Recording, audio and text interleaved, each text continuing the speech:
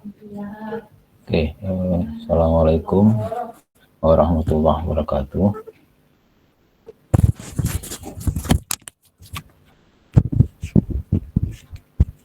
Halo, suara saya jelas bisa? Halo, Iya, Pak. jelas ya. Oke.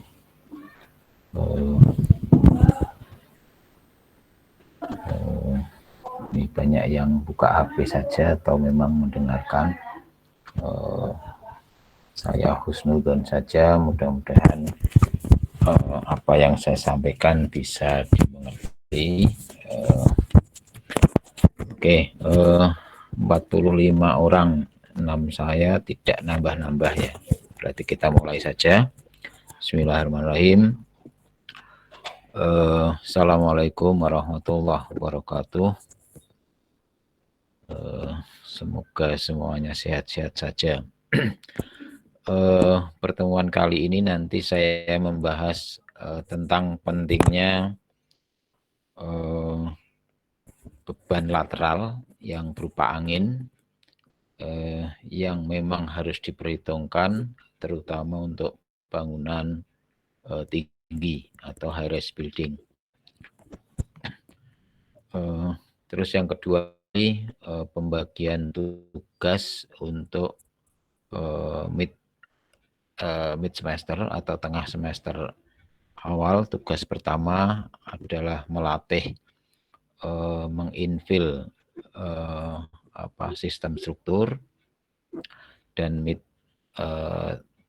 terakhir atau tengah semester terakhir itu untuk mencoba mendesain estetika struktur. Ya. Oke, saya coba share.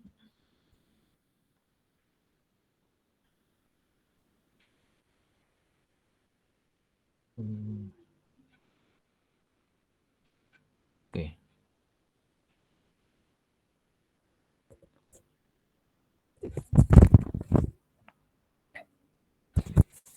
Beban angin yang saya tadi katakan bahwa beban angin ini merupakan beban lateral ya. Jadi beban horizontal atau beban lateral.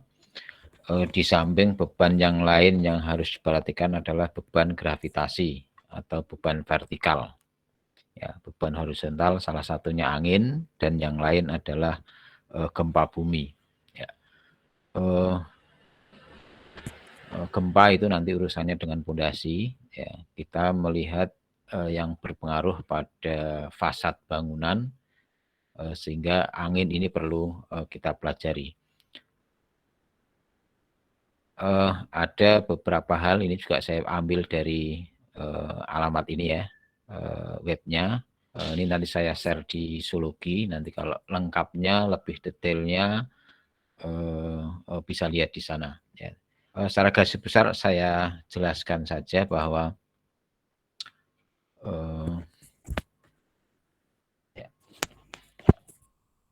informasi tentang angin, ya, angin di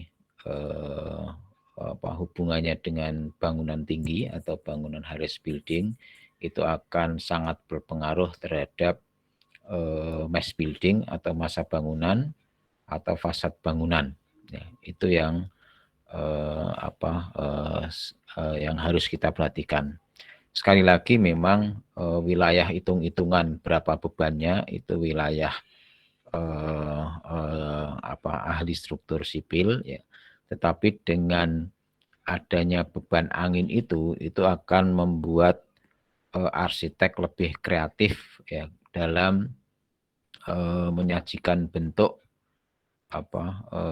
arsitekturalnya ya, karena semakin tinggi bangunan itu akan sangat berpengaruh sekali bentuk-bentuk bangunan itu menyesuaikan beban angin.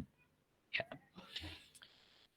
Dari laboratorium, jadi tipe bangunan, tipe sebuah bangunan ya apapun itu harus kita tinjau ya. Karena menyebabkan adanya 3 respon ya terhadap aerodinamik ya, terhadap angin tadi. Menatap sebuah massa bangunan itu aerodinamik force-nya, beban angin yang aerodinamik itu ada 3 hal yang harus kita perhatikan ya. Pertama adalah static drag force and resonancy ya. Long wind. Long wind ini artinya bahwa apa namanya? Angin yang lama atau dalam jangka waktu lama kemudian di rata-rata ya, dan dalam penelitian itu mengikuti rata-rata 50 tahun ya, 50 tahun pergerakan angin di satu tempat ya, pergerakan angin di satu tempat ya, itu relatif di rata-rata dan disamakan, itu yang disebut dengan static drag force. Jadi beban yang rata-rata ya, rata-rata statis pada yang apa namanya, yang berjalan di suatu daerah. Kalau di Jawa barangkali kita menganut di aliran apa namanya, Tenggara gitu ya, Tenggara, sehingga kalau dalam apa kuliah arsitektur studi perancangan mengenai penghawaan alami itu biasanya diambil arah angin itu arah tenggara, itu artinya arah long wind-nya ya. Jadi arah angin yang diperhatikan, yang diperhitungkan hariannya ya pada umumnya ya. Kemudian yang berpengaruh atau merespon ketiga adalah dinamik. Tadi statik, ini dinamik. Ya, dinamik itu yang melalui atau yang menabrak ya, yang menabrak bangunan. Ya. Ya, itu ini namanya ya menabrak, kemudian dia akan lari. Ya, dinamik, dia akan lari ke kanan atau ke kiri. Ini kalau kita ambil dari sisi kiri ini ya, sisi kiri atau sisi depan bangunan ini, dia nanti dinamik force-nya itu akan ke kanan dan ke kiri. Ini ya, dari kiri ini, dari bangunan itu akan, dari depan bangunan dia akan lari ke kanan kiri. Ya. Akibat kanan kiri itu kan angin ya, angin atau kelemahan bangunan itu sendiri ya, ada yang lemah, maka dia akan mengakibatkan ketiga momen atau torsi, puntir itu ya, puntir. Karena di bawahnya dipegang, maka dia di atasnya akan berusaha akan mengakibatkan beban torsi tadi ya, akan mengakibatkan puntir gitu ya, puntir terhadap massa bangunan yang ada. Jadi pertama adalah statik ya, angin hariannya dari mana, ini long wind force-nya, drag pasti asalnya itu sama terus ya, kalau dari kiri terus misalnya gitu ya. Nah ini seolah-olah terus ada bangunan di depannya berupa di balok begini ya, begitu menabrak dia dinamis, menjadi dinamis ya, tadinya tidak ada apa-apa, loss saja ya, begitu ada bangunan dia ada nabrak, dinamis menjadi kanan kiri, dia lari. Dari sayap kanan sayap kiri mana yang lebih kuat ya. Ya, kalau yang lebih lemah sebelah kiri misalnya, dia akan torsinya ya, torsi momennya ke arah seperti gambar ini ya. Kalau kanan yang kuat kiri kanan yang kuat kiri yang lemah, maka dia akan sebalik ya, gambar ini sebaliknya torsinya. Jadi ada 3 hal itu. Tidak ada apa-apa, dia jalan aja angin.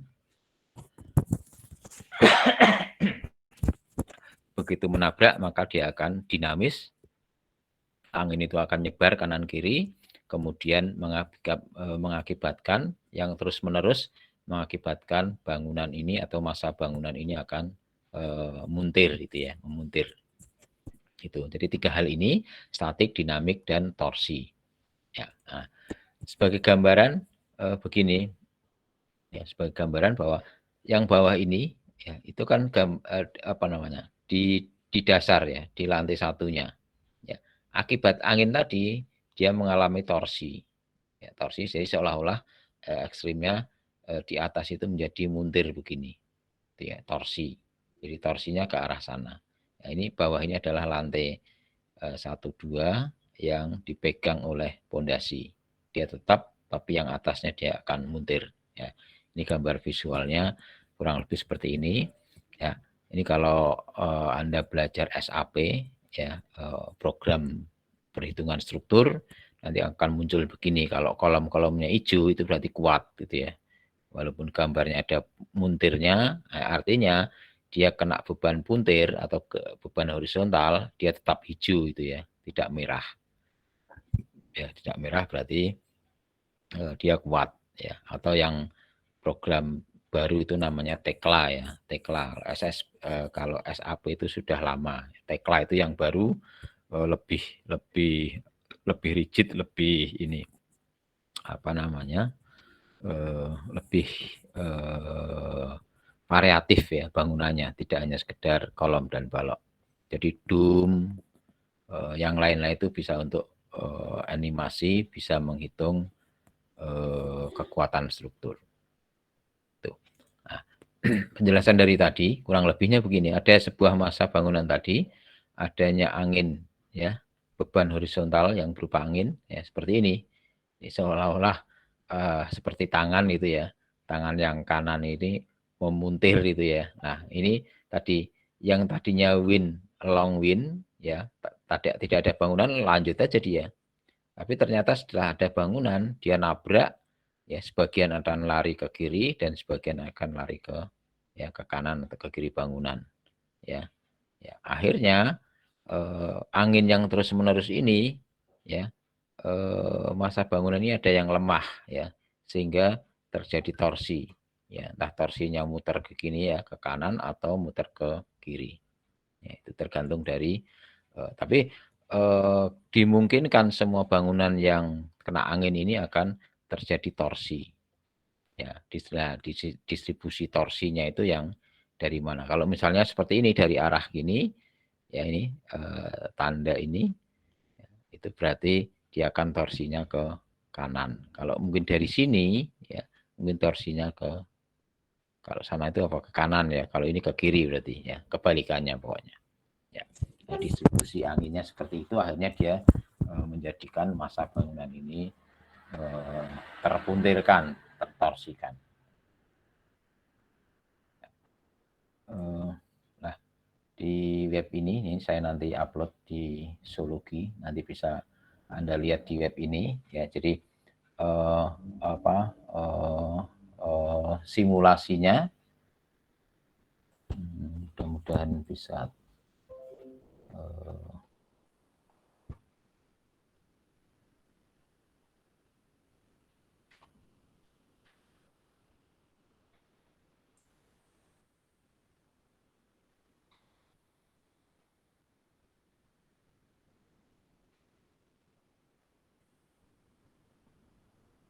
saya share ya, mudah-mudahan bisa.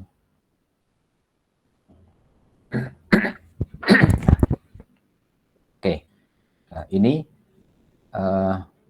sudah kelihatan ya gambar sebuah kota ya. Halo, bisa dilihat? Halo. Sudah, Pak. Sudah ya, oke. Ini adalah sebuah kota ya. Kemudian dianimasi dengan apa namanya? Wind ya, wind dengan angin ya.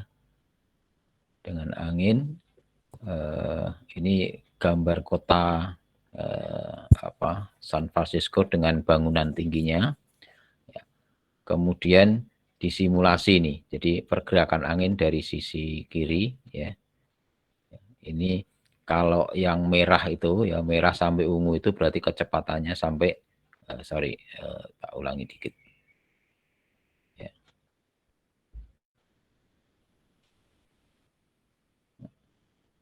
Bentar ya, kita ulangi lagi. Nah, ini ya artinya warna-warna merah ini adalah kecepatannya, velocity-nya ya, itu antara 63 sampai 90 ya meter ini ya. Kecepatan atau kecepatannya. Ya, kalau yang mulai biru, hijau, biru ini mengecil. Ya. Tuh. Nah, kemudian di simulasi ini ya dari 564 bangunan ya. Nah, itu terlihat sekali. Yang merah-merah ini adalah bangunan-bangunan yang sangat terkena dampak dari angin tadi ya. Kita lihat yang paling ini, bangunan yang lebar tebal itu ternyata yang paling mengerikan ini ya, akibat angin ini. Jadi ya, merah-merah ini artinya tadi itu terdampak angin yang relatif tinggi dan sebagai pelajaran bahwa sangat diperlukan ya, sangat dibutuhkan perhitungan anginnya tadi ya. Kita lihat lagi, ulang lagi itu ya, pergerakannya ini, terutama yang ini, wah ini ya lebar sekali apa ya itu ya. Jadi apa namanya, sebuah kota itu gambaran bahwa angin itu sangat berpengaruh itu terhadap, nah ini mungkin padi ya yang apa yang sangat besar untuk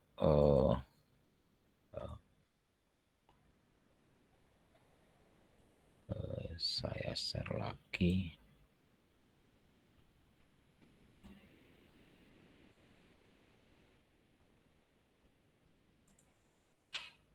Saya kembali ke ya. Oke, tadi ya alamatnya ini kalau mau melihat lebih detailnya lagi. Nah, dari paparan tadi ya, oke, satunya belum ya, sebentar, satunya belum, ada enggak ya, sebentar.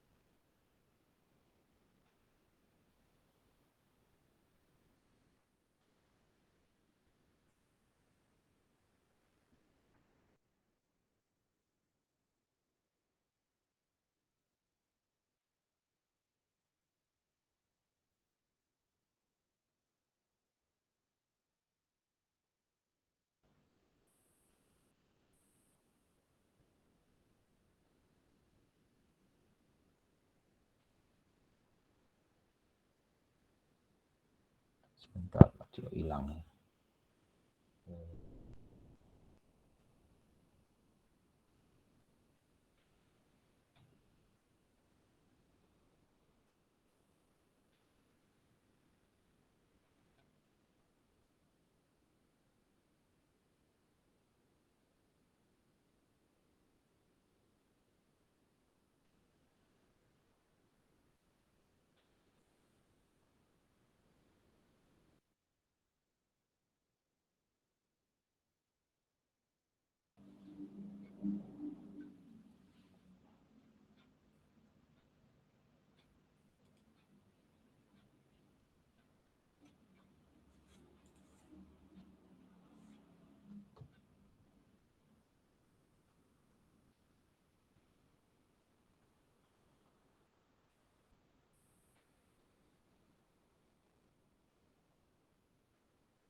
Oke,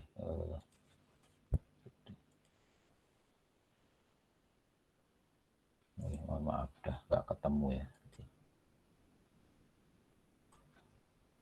Oke, oke, saya lanjutkan ya. Jadi ini di video yang keduanya itu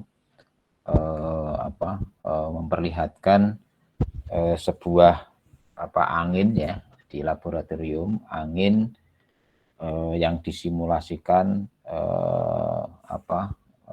adanya satu bangunan ya dengan ketinggian seperti ini. Jadi ini bangunan itu lebarnya D ya, berarti bujur sangkar, kemudian ketinggiannya itu 5 kali ya, 5 kali dari D. Kalau D-nya itu misalnya 20 meter, 20 meter itu kecil ya, 30 meter misalnya, 30 meter berarti ketinggiannya 5 kali 30 meter, berarti ketinggian 150 meter.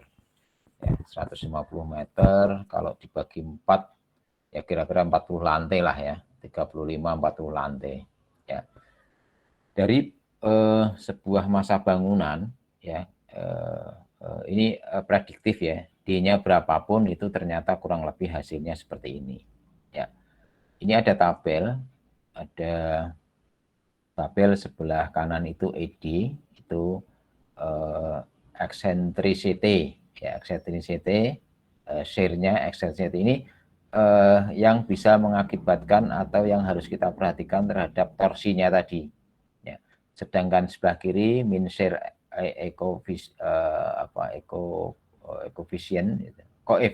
koefisien itu melihat koefisien dari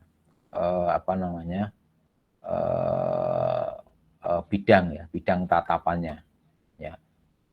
Jadi kalau misalnya 1 itu full ya, dia menatap 10-nya full.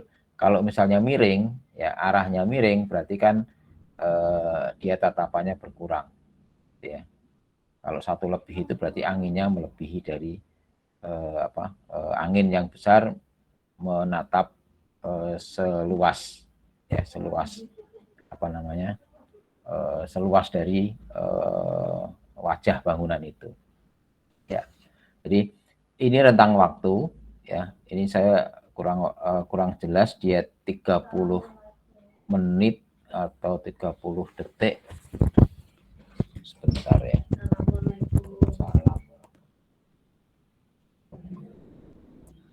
Monggo.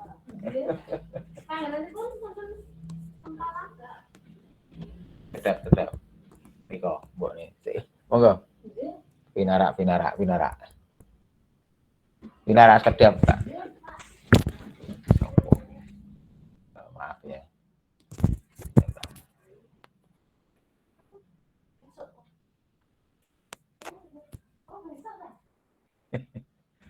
Ini ada. Oke, ngapunten ya, maaf. Saya lanjutkan. Jadi bacanya begitu ya. Jadi dengan adanya koefisien ini misalnya 1 ya. Koefisien 1 itu dengan kecepatan rata-rata 1 itu berarti dia tahan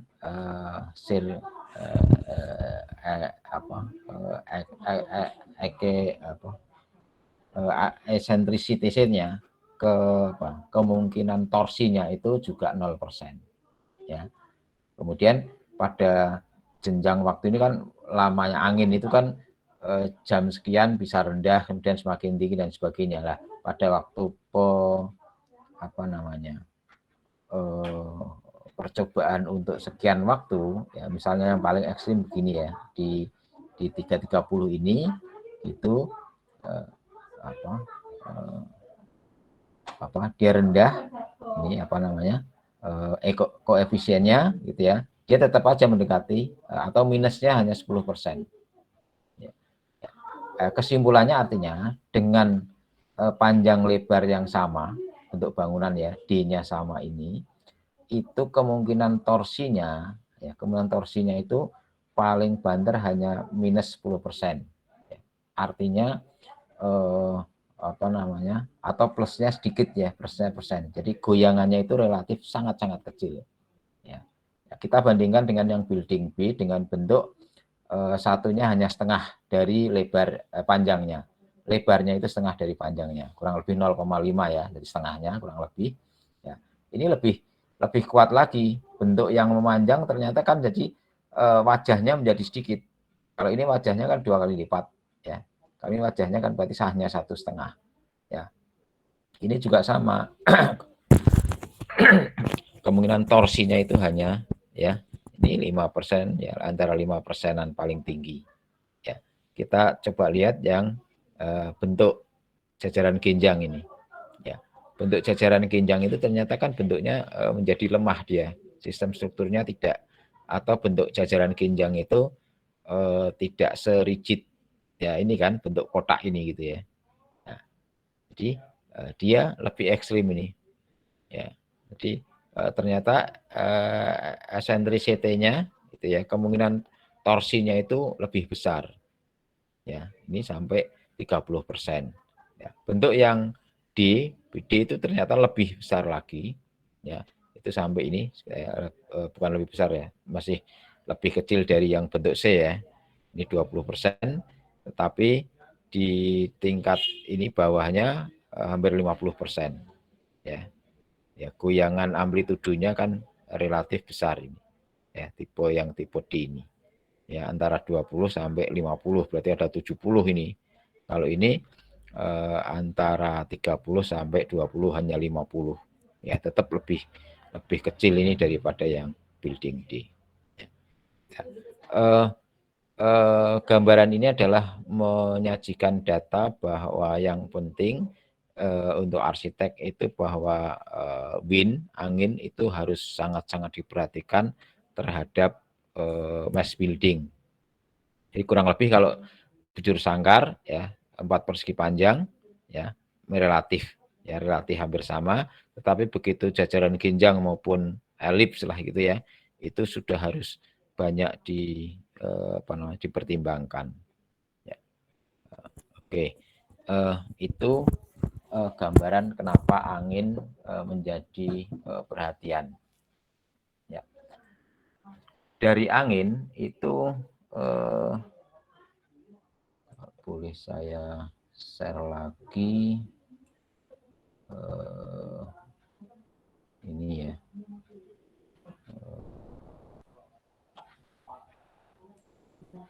Akibat dari angin maka bentuk bangunannya menjadi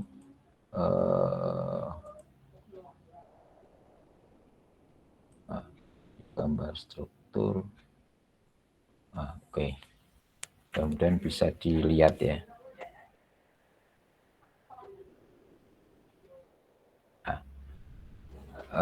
Burj Al Arab ini ya, Anda bisa buka sendiri, cari Burj Al Arab. Itu sebuah bangunan ya yang letaknya bukan di pantai lagi, dia menjorok ya, menjorok ke air ya.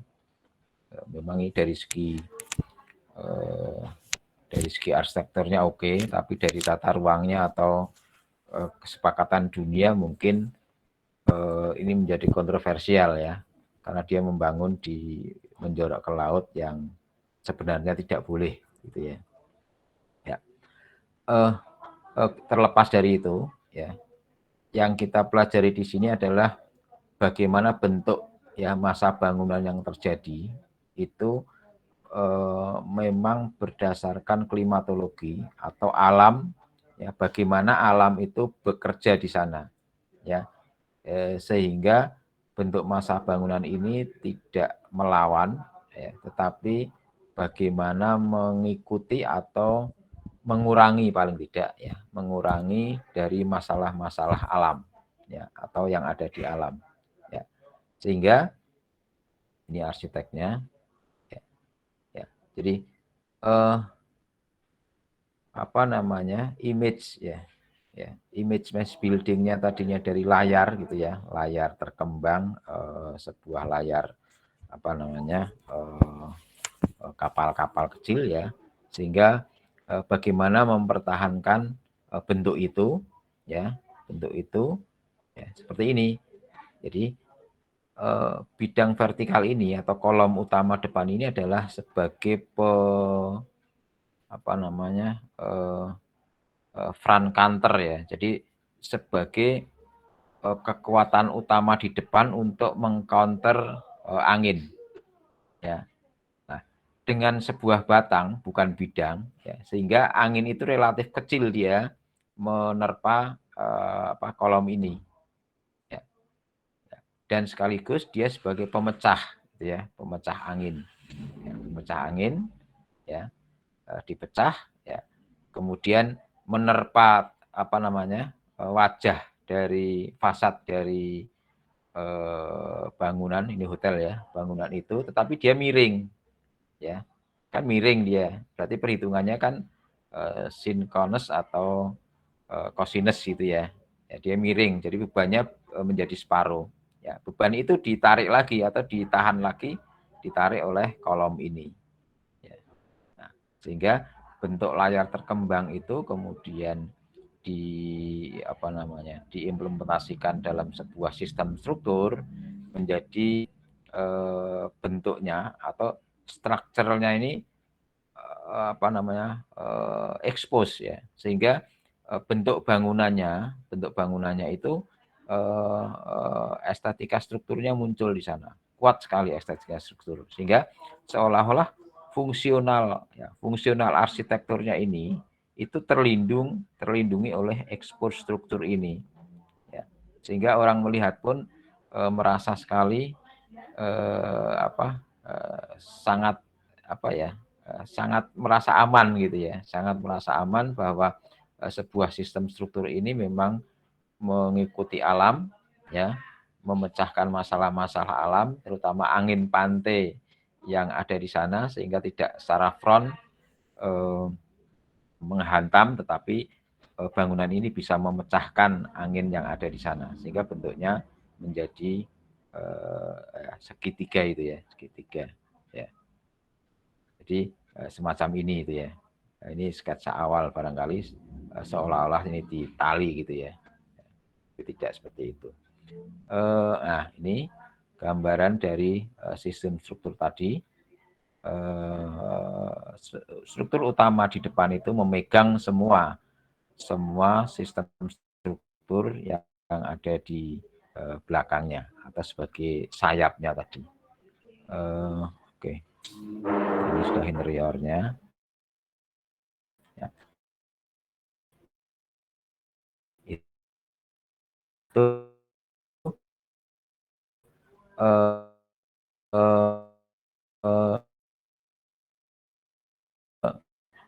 menjadi bentuk sebuah fungsional bangunan ya di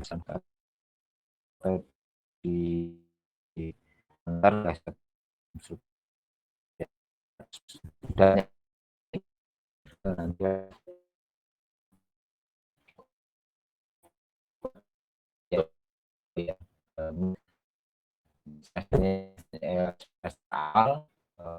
itu nanti saya bagikan untuk tugas Anda yang relatif sederhana. Ya. Oke. Saya keluar dulu. Ya. Sebelum saya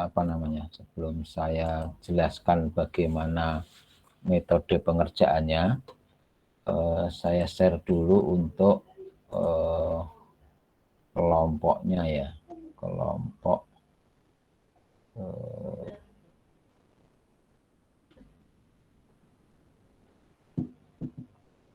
daftar ini. Oke. Nah, oke. Saya jelaskan dulu ya. Tugas di Meet awal ini sebagai dan sekaligus sebagai Meet ya, ujian Meet ya. Jadi saya nanti berdasarkan tugas ini ya dari 10 anak ya, tentunya nanti masing-masing mengisi kontribusinya apa ya, dan masing-masing kontribusinya itu nanti diketahui oleh 10 orang ya. Jadi misalnya satu si A gitu ya, itu mengerjakan apa dan harus ditandatangani ya, diketahui oleh 9 temannya yang lain kalau satu kelompok itu 10 orang ya. Oke. Pertama adalah begini, Anda mencari sebuah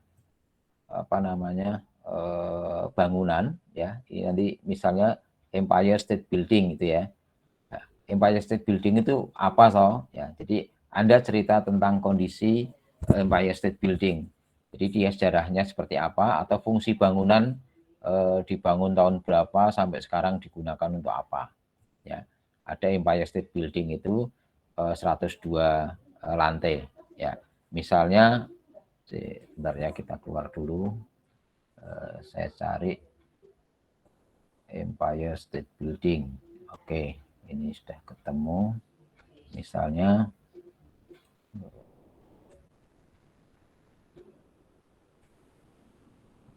nah, ya. Nah, ini Empire State Building ya, ini kelihatan ya sudah ya. Nah, sebelah kiri kanan. Nah, ini ada bangunan kalau nggak salah tadi 102 lantai ya, 102 lantai ya. Anda browsing street view barangkali ya, wadah ini kita tahu di bawahnya seperti apa ya, kemudian syukur-syukur bisa ada dinah lantainya, walaupun satu lantai itu akan mempermudah Anda mendesain ya. Kalau tidak pun ya, melihat masa bangunan yang semacam ini ya, Anda boleh ya mencari kira-kira bentuk dasarnya seperti apa. Ini ada enggak?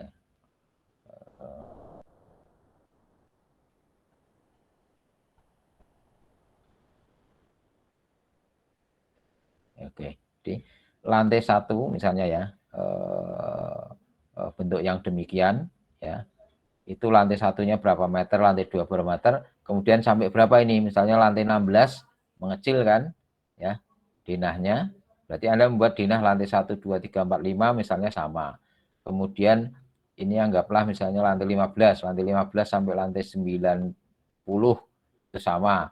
90 kalau sampai apa lantai 100 berapa ini, yang atas 5 lantai misalnya itu Anda dinahkan ya.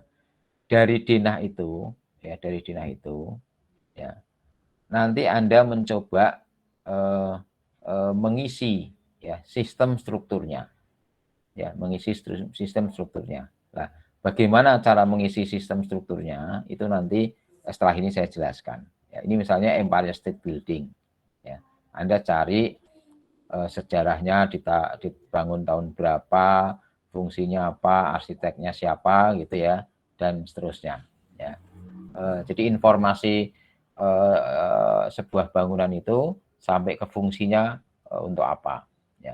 Nah, tugas kita ya mencoba dengan masa bangunan semacam ini itu bisa dibangun dengan sistem struktur yang bagaimana ya, latihannya seperti itu ya.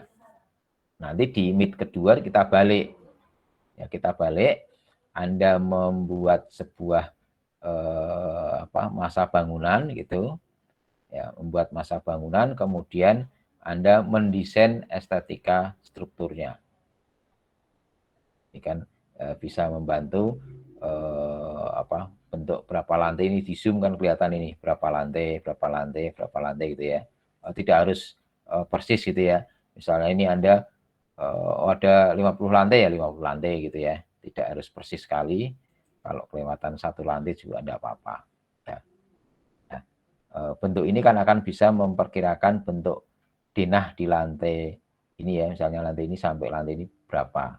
Ya, setelah ini seperti apa dinahnya. Ya. Oke.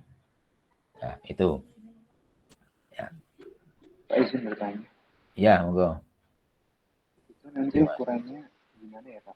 Ukuran bangunan sama ukuran ruang yang di dalam gedung. Ya. Kalau Anda Google Map ya, Google Map itu kan nanti ada front map gitu ya. Nanti akan kelihatan panjang bangunan. Ya. Sebentar, misalnya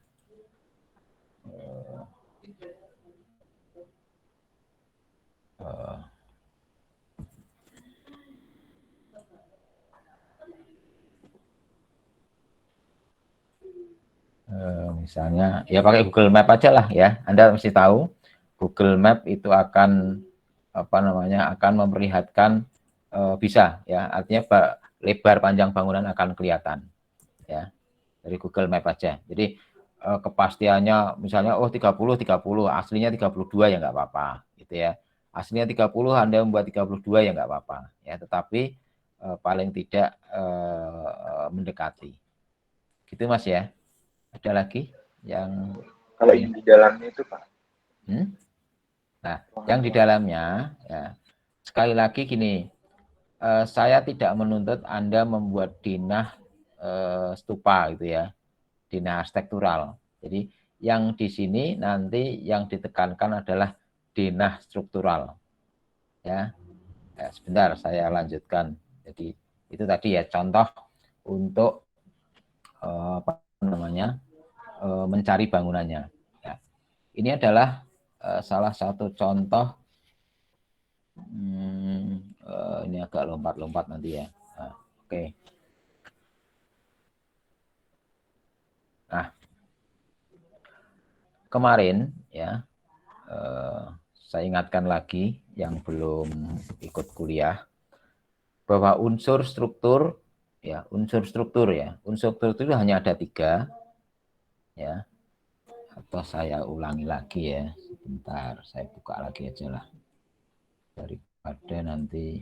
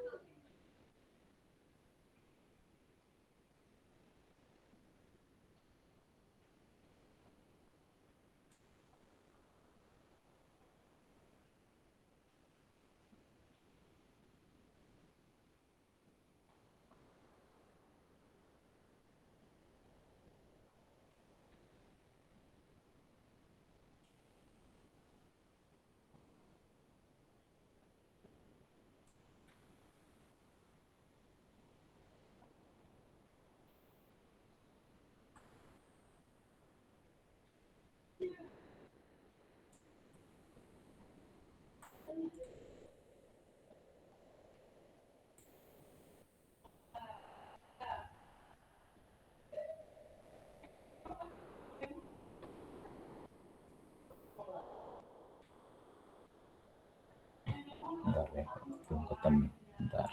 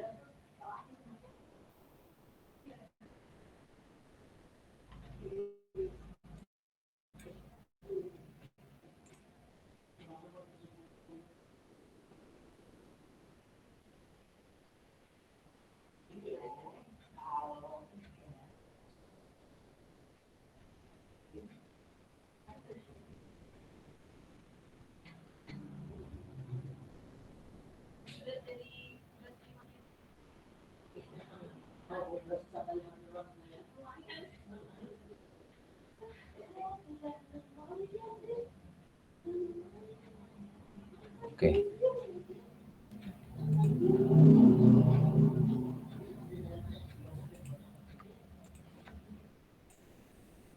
Oke.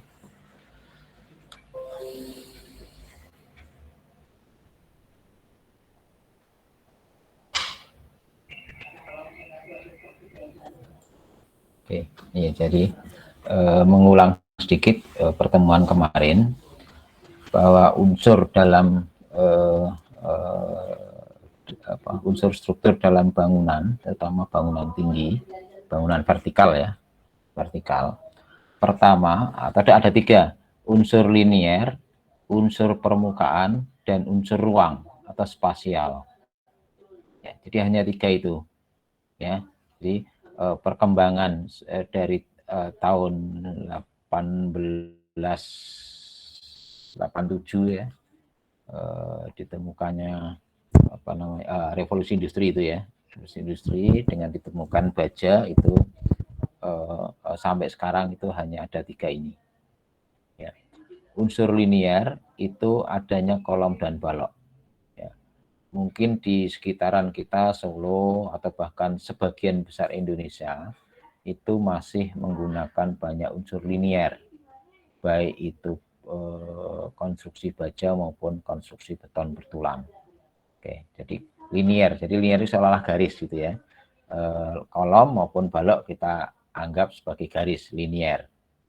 Kemudian yang kedua, unsur permukaan itu berarti kan ada ukuran panjang kali lebar atau sebuah wall, dinding gitu ya. Dinding itu yang vertikal tadi ya, saya ulangi, linier, kolom itu yang vertikal, balok itu yang horizontal. Ya. Kolom itu untuk menopang gaya gravitasi atau vertikal, balok yang berupa horizontal untuk menahan gaya horizontal atau gaya lateral, gaya samping. Unsur permukaan juga sama, ya. Semuanya berarti bidang, ya, unsur bidang atau permukaan. Bidang itu masih panjang kali lebar, ya. Nah, berarti di sana ada dinding. Dinding itu melebar, panjang kali lebar, itu vertikal dinding. Plat itu horizontal. Ya, jadi unsur linear juga vertikal horizontal, unsur permukaan juga vertikal horizontal, unsur spasial juga vertikal horizontal. Ya, nah, vertikalnya berupa core. Core itu kan berarti dinding yang merapat menjadi sebuah ruang spasial. Ya, core atau shaft. Sebenarnya shaft itu belum tentu core. Kalau core bisa pasti shaft. Ya, nah, ini keliru ini ya. Bukan shear wall di sini nanti di dinding ini, ya, tapi lebih karena bentuknya seperti kotak gitu ya, kotak itu tabung kotak gitu ya, itu yang meruang vertikal itu core, yang horizontal itu tunnel atau lorong gitu ya, tunnel itu jadi seperti core tapi tidur dia dan berfungsi sebagai ruang, sekaligus dia memang berfungsi untuk menahan gaya lateral. Jadi di ini unsur vertikal ada kolom, unsur horizontal ada balok. Di permukaan atau dinding vertikal, yang horizontal itu plat atau slab sebenarnya. Kalau plat itu takutnya seperti plat lantai yang kita injak di rata-rata bangunan. Ya, di rata-rata bangunan kita, nanti kalau Anda ke kampus itu juga adanya kolom dan balok, ya. Kampus kita masih hampir ini semua gitu ya, hampir pakai ini semua, ya. Unsur permukaannya mungkin ada ya di satu bangunan ada, tetapi masih sangat jarang, ya. Nah, plat lantainya itu bukan struktural, tapi nanti kalau yang di sini plat lantainya itu ya plat struktural. Kalau platnya hilang dia roboh gitu ya. Kalau di yang kolom dan balok plat tidak ada plat tidak apa-apa, tidak masalah gitu ya. Bangunannya tetap berdiri. Ya. Kemudian yang ketiga ini unsur spasial, ini ruang, ada core itu yang vertikal, dan ini sebenarnya tunnel gitu ya lebih tepatnya, yang mendatar. Ya. Jadi ketiga ini yang menjadi acuan bagaimana Anda nanti mengisi, ya, mengisi untuk sebuah sebuah bangunan ini nanti, ya. Bagaimana Anda tadi misalnya Empire State Building tadi, ya, Anda isi, ya, denah strukturalnya antara combine ketiga ini. Bisa tiga-tiganya kombinasi, bisa dua kombinasi, ya, bisa dua kombinasi kolom dan unsur linier dan unsur permukaan, bisa unsur linier dengan spasial, atau unsur permukaan dengan spasial, atau ketiga-tiganya dimungkinkan, sangat-sangat bisa. Ya. Nah, salah satu contoh dari sistem struktur, di sini ada misalnya ini, oke. Ya, sini aja lah, nggak usah ke sana. Nah, misalnya tadi ya ada Empire State Building gitu ya. Kemudian Anda membuat denah luarnya dulu, ya. Misalnya ketemunya 60 kali 60 misalnya. Ya, 60 kali 60. Ya. Ini misalnya ketemu 60 itu Anda desain misalnya seperti ini dulu. Ya. Ya. Kemudian kan di atasnya itu mengecil itu, ya, ada mengecil. Nah, kemungkinan 4. Nah, ini namanya core ini ya, ada 4 core ini. Ya, 4 core ini kemungkinan yang sampai di atas bangunan, karena core ini kan isinya lift ini. Ya, ini adalah dinah-dinah di lantai 1 sampai 10 misalnya yang melebar itu. Nah, Anda coba dengan sistem struktur ini. Bisa enggak ya kita fill in ke tadi bentuk massa Empire State Building ya. Nah, tipologi ini, tipologi dinah-dinah ini ada di buku struktur bangunan tingkat tinggi ya, bertingkat tinggi Wolfgang Schuler ya, karangan Wolfgang Schuler, murah ini ya. Saya beli itu hanya berapa ya, 35.000 apa berapa itu, Revika, penerbitnya Revika ya. Jadi ada tadi Anda mencoba mencari bangunan tadi ya, tulis dulu sejarahnya tahap 1. Tahap keduanya itu Anda mencoba ya mencari bentuk ya. Jadi ini bentuk-bentuk standar yang apa ya, yang diambil dari bangunan terbangun ya, sebagai dasar acuan ya. Kalau bentuknya yang tadi Empire Building itu kan kayaknya bujur sangkar, ambil mungkin ini gitu ya, mungkin ini ya, atau mungkin ini gitu ya. Dan banyak lagi ya, tidak hanya segini ya, ada banyak lagi. Tapi di sini hanya yang dicantumkan hanya beberapa aja ini ya, 18, 20 ya, 20 titik. Sebenarnya banyak sekali. Mungkin saya lihat itu ada hampir 45 ya, 45 tipe ya. Untuk menginfill ya dasar-dasar teori bangunan ini, untuk menginfill seluruh dari tipologi bangunan ya. Begitu, mungkin ada pertanyaan belum saya lanjutkan untuk pembagian tugasnya.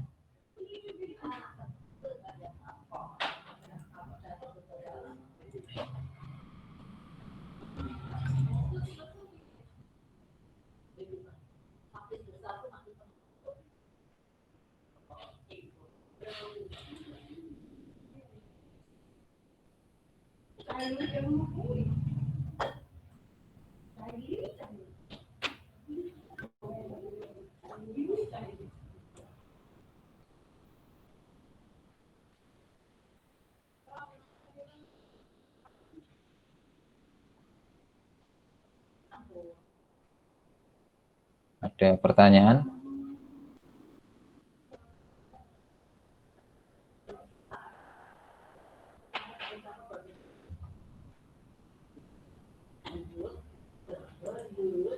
Oh, ini mumpung ada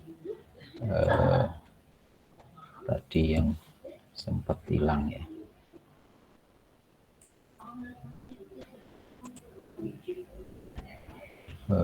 Saya share lagi.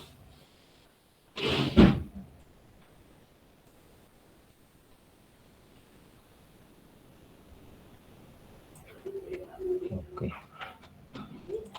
Mumpung ketemu ya tadi. Sudah terlihat ya? Terlihat? Udah, Pak. Belum, lihat ya. Jadi cita-cita ini dari dulu belum Jadi sebenarnya sederhana, di bawah itu ada sebuah tatakan yang mudah bergoyang apabila kena angin itu ya. Nah, jadi satu masa bangunan dengan ketinggian tertentu, saya ulangi lagi ya, ketinggian tertentu ini ya, bawahnya jadi itu angin ya, kemudian ini angin dengan asap gitu ya, sehingga dia goyangannya kelihatan.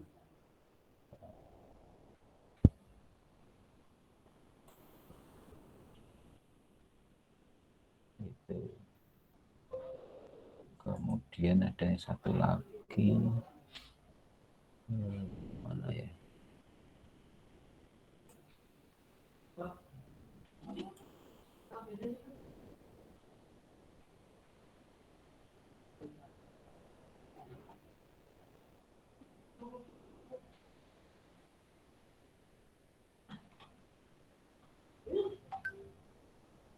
Sudah nggak kelihatan. Oke. Kemudian saya tadi bagi-bagi, nah ini daftarnya. Ya. Tadi gambaran sekilas bagaimana memproduksi atau membuat tugasnya sudah jelas belum ya? Oke, sambil nyusun pertanyaan barangkali saya bagi dulu. Di kelompok 1 ada yang hadir. Jadi di Empire State Building itu 102 lantai. Ya, Anda tadi Empire State Building tadi ada ya. Ini siapa ini? Ada yang hadir? Jadi kelompoknya sama ya dengan Buronim ya. Saya nyontoh Buronim biar nggak terlalu pecah-pecah sana sini gitu. Ada yang hadir? Hadir Pak kelompok 1. Siapa ini? Nanti saya Nisa Salsabila. Salsabila. Nisa Salsabila. Nisa ya. S-nya 2 gini. Mohon maaf kalau salah. Yang Maaf Pak, S-nya 1. S-nya 1, oke. Yang kelompok 2. Ini John Hancock Center itu ya. Kalau Anda melihat film Hancock gitu ya. Orang kuat itu ya. Itu salah satunya produsernya ya gedung Hancock itu. Pada waktu dia kelahi dengan istrinya ya, yang sama-sama dari luar angkasa ya, itu yang robek itu kan bangunan Hancock Building itu ya, Hancock Building bangunannya. Jadi salah satu untuk mempromosikan lagi, dia sebenarnya tahun 68 itu ya sudah direhab 100 lantai itu. Ini siapa ini? Kelompok 2. Saya Pak. Halo, siapa? Saya Pak, saya. Iya, Mas apa Mas? Hairil. Hairil ini atau KH? CHA Pak, CHA. Oh, CHA, oke. Ini ya. Yang ketiga, World Trade Center lah. Ini World Trade Center yang roboh ditabrak pesawat yang teroris buatan Amerika sendiri. Itu kan roboh itu yang dibangun tahun 72 itu, yang kembar itu ya, Menara Kembar World Trade Center. Ini kalau masih ya bisa dicari ya. Silahkan, kalau pakai yang baru juga silahkan ya, pakai World Trade Center yang dibangun baru juga boleh, silahkan ya, kalau memang barangkali sudah terhapus ya, karena ini di meja hijau kan Amerika atau Majelis Amerika tidak bisa menjawab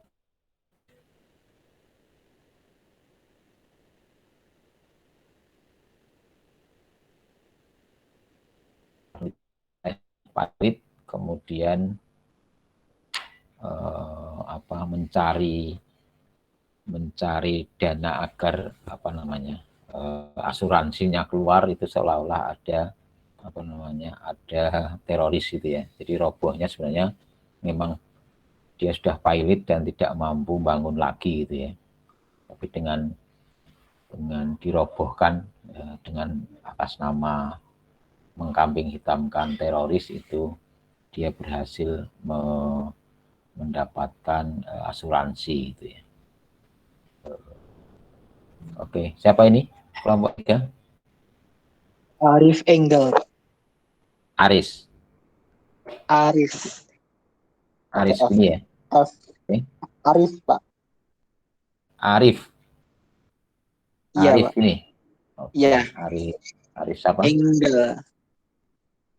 Gitu aja ya. Ya. Terus Sir and Reebok Chicago. Ya. Siapa ini? Kelompok 4.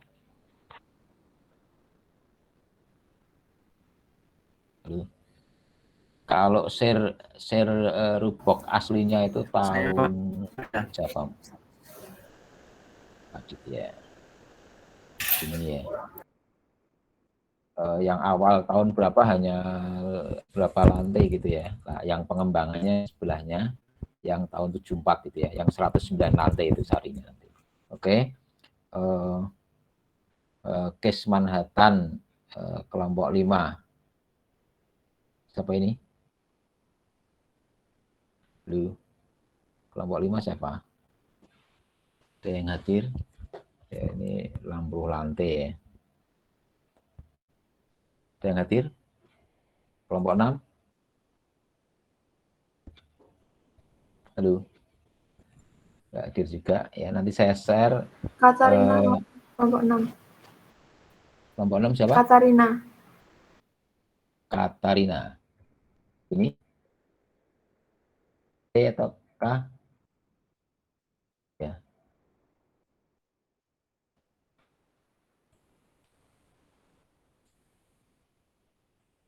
Kelompok 7?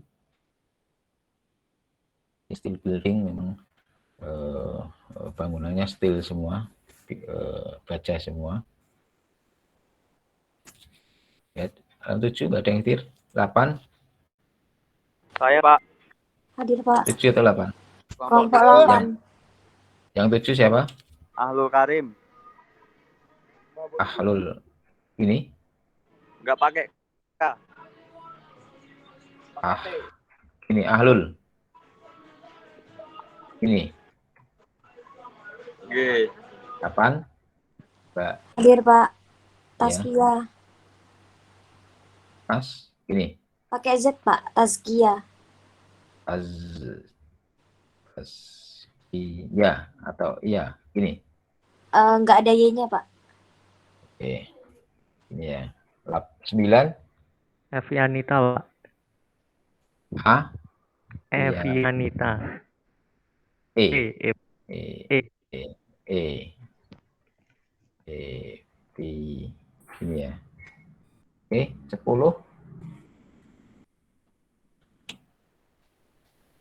10.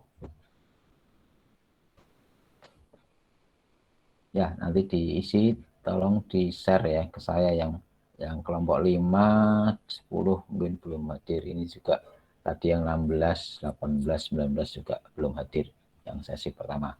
Oke.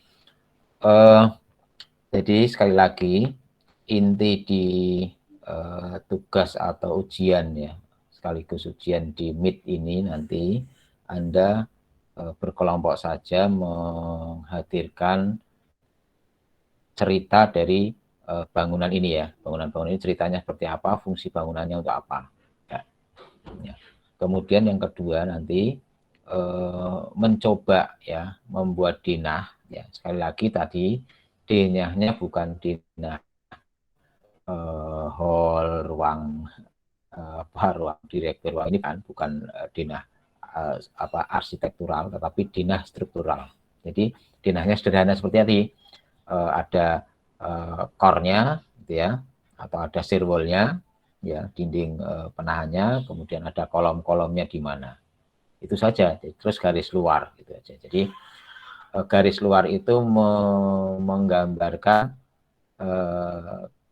garis luar atau fasad bangunan yang Anda ceritakan di tahap itu. Ya, jadi misalnya di podiumnya ada 4 lantai, ya kira-kira dinah lantai 1 sampai dengan lantai 4 itu tipikal gitu saja. Ya, nanti misalnya dinah 5 sampai dinah 50 itu tipikal sama, ya udah sama, gitu ya. Kemudian dinah 61 sampai 70 mungkin ada lagi tipikal sama, gitu. Ya, sehingga misalnya 70 lantai atau 80 lantai itu mungkin dinahnya hanya 4 atau 5. Tuh. Ya. Diskusi ya nanti dengan teman-teman satu kelompoknya ya. Karena begini, saya akan menilai tiap-tiap orang itu nanti berdasarkan kontribusinya.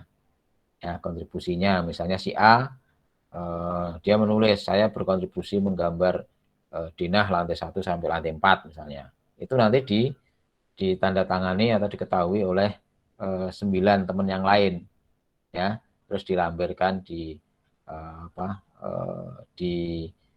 upload di kerja bersama gitu ya. Jadi yang upload satu saja, terus halaman depannya ada nama-nama itu, kemudian di halaman belakangnya itu laporan dari masing-masing individu bahwa dia mengerjakan 1, 2, 3 diketahui oleh 9 temannya, ya. Jadi nanti betul-betul memang itu ya real bekerja lah gitu ya.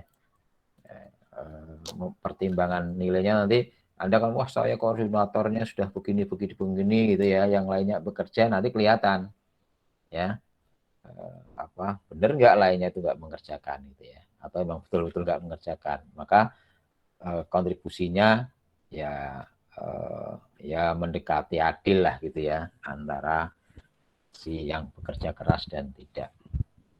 Ya, oke, itu ya gambaran dari tugasnya. Apa saja mungkin Anda sudah mencatat, tetapi tetap saya share nanti di Zoologi. Dari sini ada pertanyaan untuk tugasnya atau pengantar kuliahnya tadi?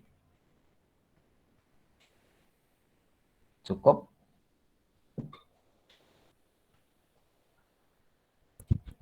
Halo? Ya, 47 orang. Harusnya sudah 90 ini ya.